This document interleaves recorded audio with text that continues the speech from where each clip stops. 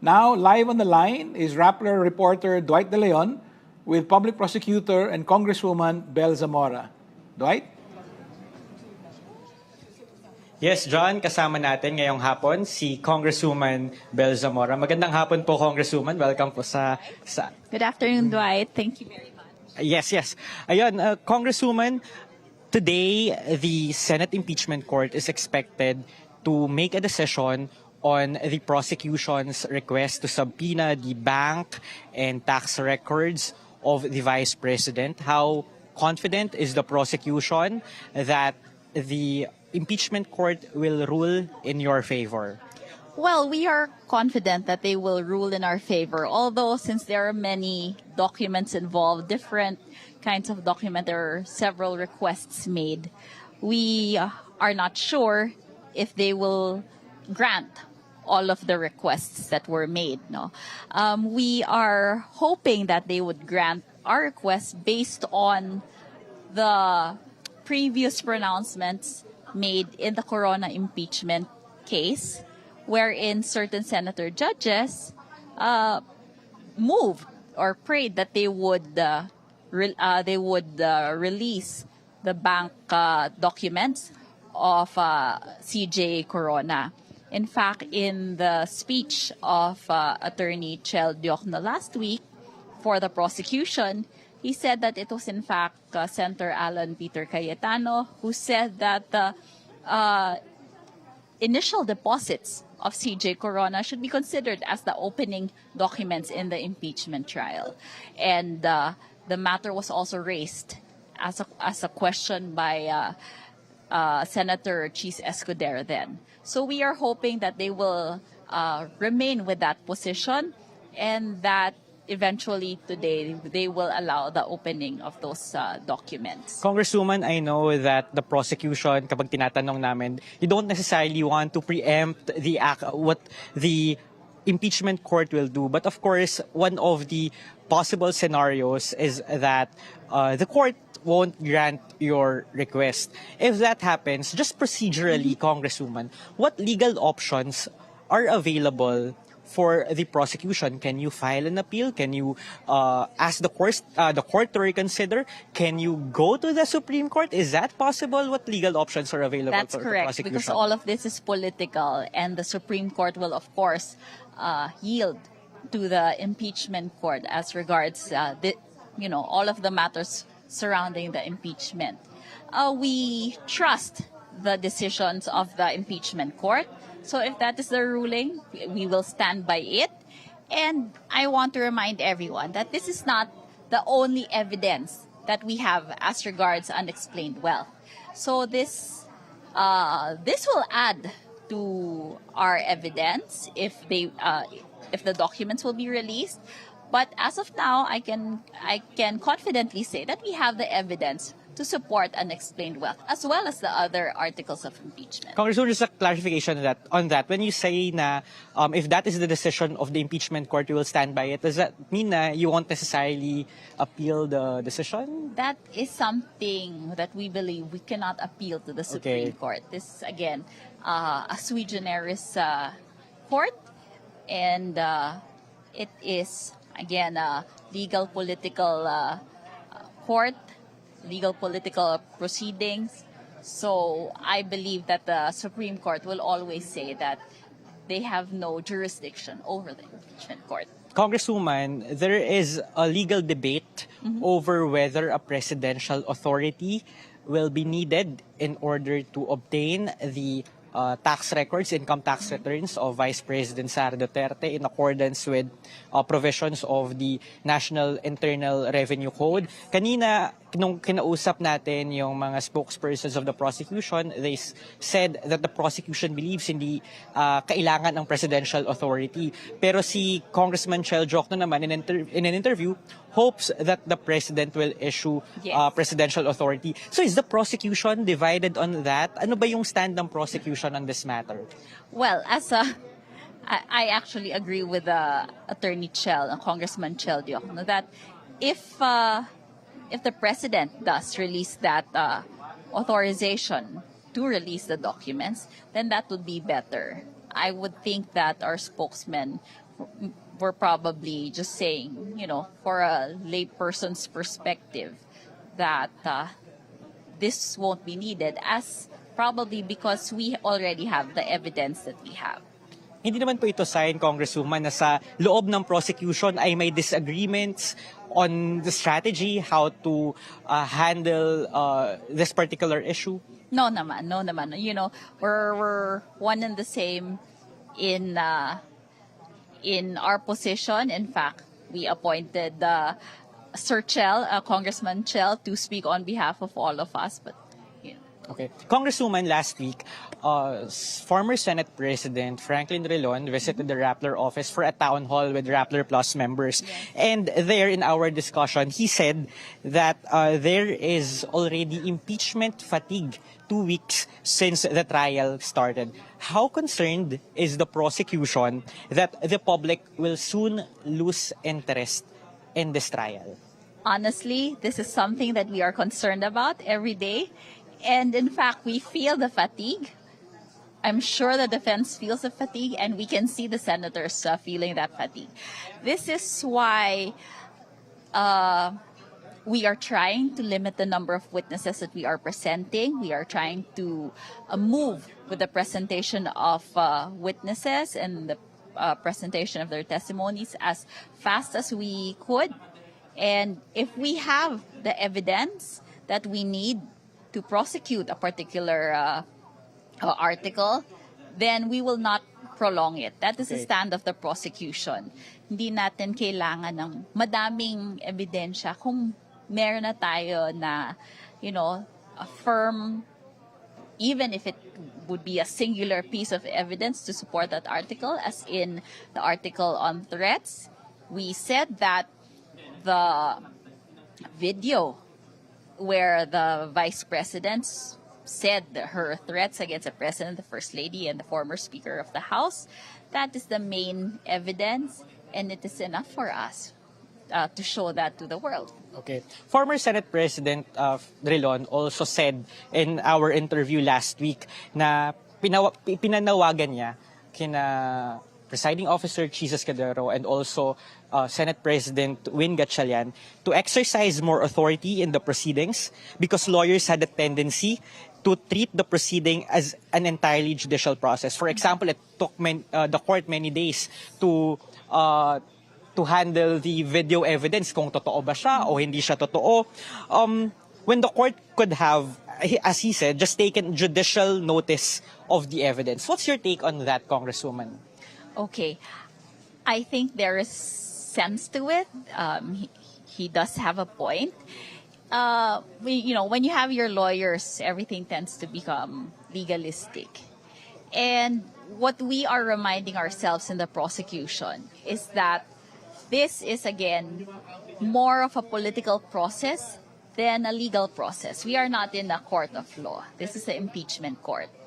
And while we want to follow legal processes, rules, guidelines in presenting our evidence, we have to remember, and the defense has to remember as well, that this is a political process, and what we need to do is present the evidence to the public. Present the evidence to the senator judges or to the public, who will probably sway the senator judges when they are making their decision.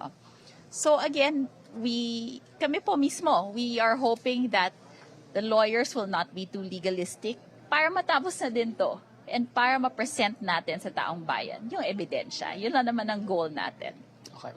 And the Congresswoman, kanina, si spokesman Jay Tolosa sort of hyped up the upcoming testimony of NBI Director Melvin Matibag. That was, of course, in response to a question on whether it had been established already that an assassin was hired by the Vice President. Of course, yung side ng prosecution, na-establish na yon because Duterte made an admission against her own interest. But in the court of public opinion, siguro importante pa rin para sa kanila kung may establish talaga na or matutukoy kung sino yung assassin na supposedly ay kinontrata ng pangalawang Pangulo. So, Congresswoman, maybe you can give us more details or maybe tease us. Ano ba yung inaasahan natin na maririnig mula kay Director Matibag tomorrow?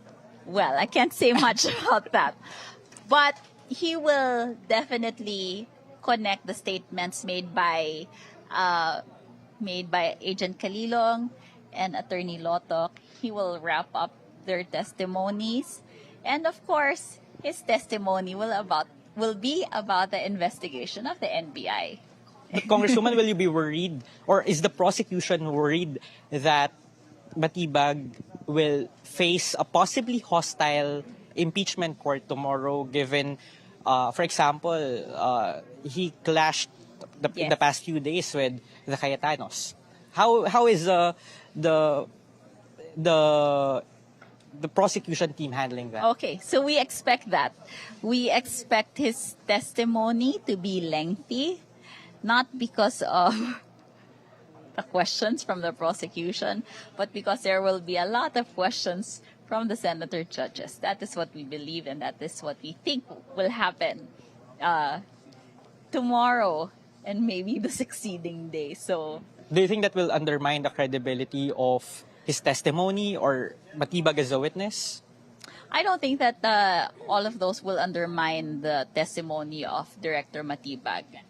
As a witness in this impeachment court, he will be testifying based on the documents that he's seen, based on the information he has received as director of the NBI, and any connection he may have in relation to the issues now concerning the Cayetanos or whoever or whatever other investigation his office may be conducting is not connected with the impeachment case, and we shouldn't connect it. So all of these matters are, I guess, irrelevant to the impeachment case. So wag natin pong i-connect at wag tayong mabahala na may ganyang mga bagay that they will raise in connection with his testimony. Okay, Congresswoman, I'll toss it now over to John, who may have a question or two sa inyo po, Congresswoman. John? Hi, John. Thank you, Dwight, and hello and good afternoon, Kong Bell. I'd like to ask you first of all, so every day during the trial, we see the entire panel of prosecutors as well as the private prosecutors present and accounted for in the Senate impeachment court. I'd like to know, have you heard from the congressmen who are not part of the panel of prosecutors who voted to impeach? Have you heard from them? Have you gotten any feedback over the first 2 weeks? How do they see what's happening in the impeachment court right now? Yes, well, some of our friends have been visiting us here and giving their support. Of course, there are a lot that we haven't seen because, we are on break. So, but I heard that more will be visiting the Senate and appearing here in the coming days.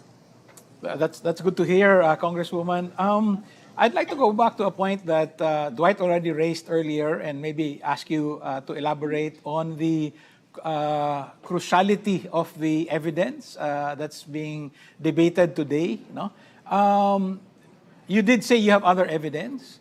But can I ask you, not to Yes. put you on the spot, but is there like an hierarchy of importance? No? Which of the three would you most want to be approved as evidence? Bank records, BIR records, AMLA records? Well, yes, that is putting me on the spot a little bit. But personally, I would think it would be the AMLAC records that we would want to see. Just because, if you recall the Committee on Justice hearings, it was the AMLAC records and the testimony made by the chief of the AMLAC that swayed a lot of our citizens regarding this impeachment case.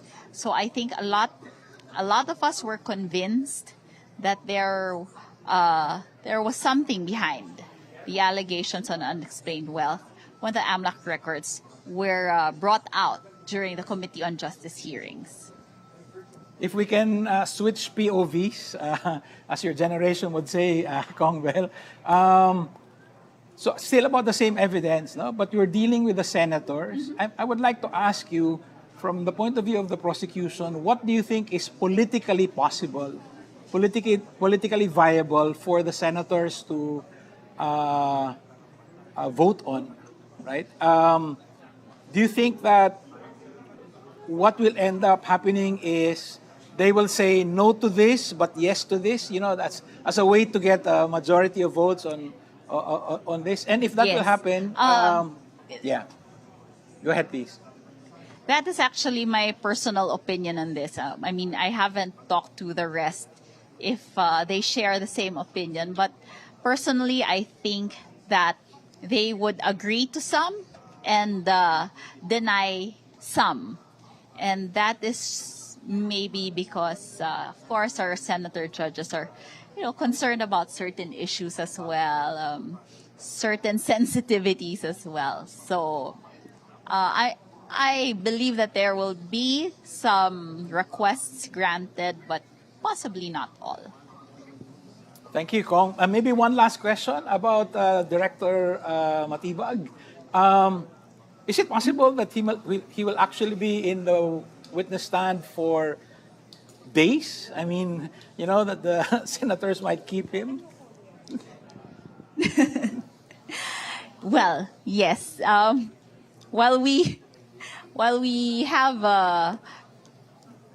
have questions, ideally for just one day, well, we cannot stop the senator judges from asking as much questions as they want to Director Matibag.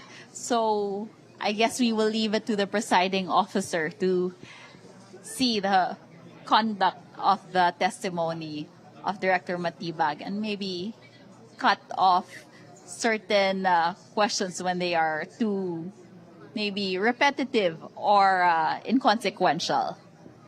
Thank you, Kong Bell, for your candor, and thank you, Thank Dwight you De very Leon. much. Thank you.